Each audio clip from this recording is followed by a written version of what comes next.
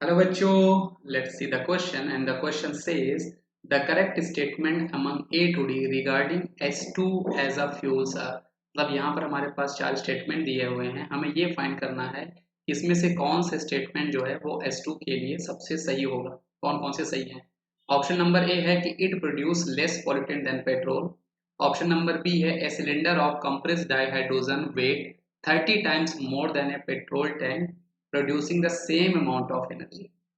Option number three है कि dihydrogen is store in a tank of metal alloy like NaNi5 and the on combustion value of energy release per gram of liquid dihydrogen and LPG are 50 and 142 kilo joule respectively. तो आइए हम इसको देखते हैं।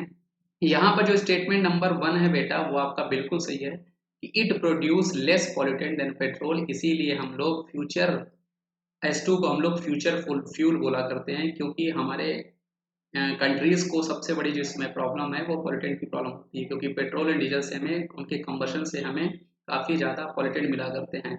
लेकिन hydrogen gas जो है उसमें बहुत लेस पॉल्यूटेंट होगा, ये हमारी ग्रीन एनर्जी का सोर्स है। अगर हम ऑप्शन बी की बात करते हैं, a cylinder of compressed dihydrogen weight 30 times more than a petrol tank producing the same amount of energy, ये भी स्टेटमेंट सही है। इसी कारण अभी तक हम लोग हाइड्रोजन फ्यूल को बहुत ज़्यादा यूज़ नहीं कर पा रहे हैं, क्योंकि इस प्रॉब्लम से अभी तक हम लोग इसका सोल्यूशन हमें नहीं मिल पा रहा है। अगर हम लोग ऑप्शन नंबर सी की बात करते हैं कि dihydrogen is store in tanks of metal alloys like NaNi5, ये भी हमारा बिल्कुल सही स्टेटमेंट है कि डाईहाइड्रोजन को स्टोर करने के लिए हम लोग मेटल अलॉय का यूज़ किया करते हैं।